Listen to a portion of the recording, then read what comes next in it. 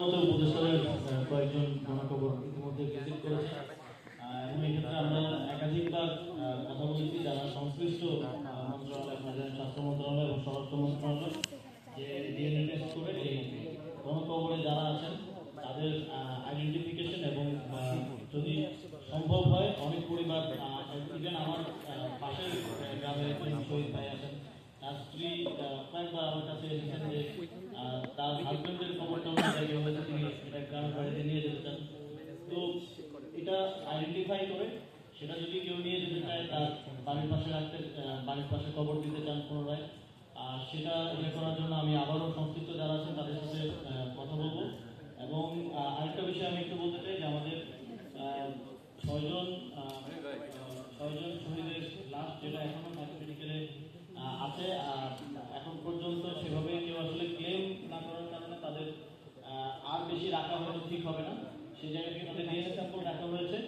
যে কোনো সময় তাদের পরিবারের সদস্যরা ক্লেম করতে আসলে ডিএনএ স্যাম্পল দিয়ে তাদেরকে আইডেন্টিফাই করা যাবে। তবে আমরা আগামী 1 বছর হওয়ার আগে এটা একটা শুরু করতে চাই। সেই জায়গা থেকে 4 আগস্ট বিকেলে আমরা তাদেরকে সম্পূর্ণ রাষ্ট্রীয় সংবর্ধনা দিয়ে তাদেরকে তাদের দাফন কাফনের ব্যবস্থা করছি। আপনাদের সবাইকে তাদের জানাজায় এবং জন্য আমন্ত্রণ জানাচ্ছি। এবং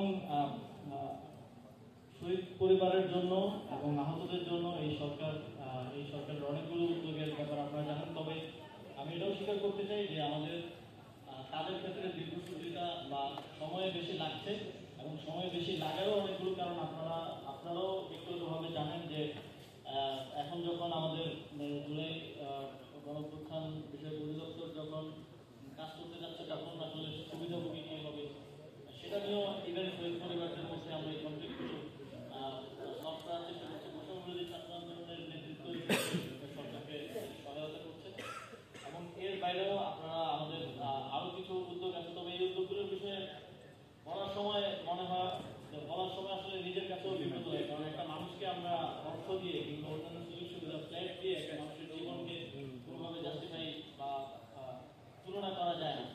এবং যারা শহীদ হয়েছে তারা এই বাংলাদেশের এই জাতির শ্রেষ্ঠ সন্তান। তারা যদি জীবিত থাকতো তাহলেও তারা তাদের জীবনটাকে তাদের কাজ দিয়ে এটাই প্রমাণ করে দিত। এই শ্রেষ্ঠ সন্তানদেরকে আসলে কোনো কিছু দিয়েই তুলনা করা যায় না। তাদেরকে আমাদের পক্ষ থেকে সারা জীবন তাদের প্রতি সম্মান প্রদর্শন এবং তারা যেই বাংলাদেশ, তাদের যে আকাঙ্ক্ষার বাংলাদেশ গড়ার জন্য তারা জীবন দিয়েছেন, সেই বাংলাদেশ গড়ার এবং সেটা কন্টিনিউইটি ধরে রাখার জন্য আজন্ম লড়াই করার প্রতিজ্ঞা এতটুকুই আমরা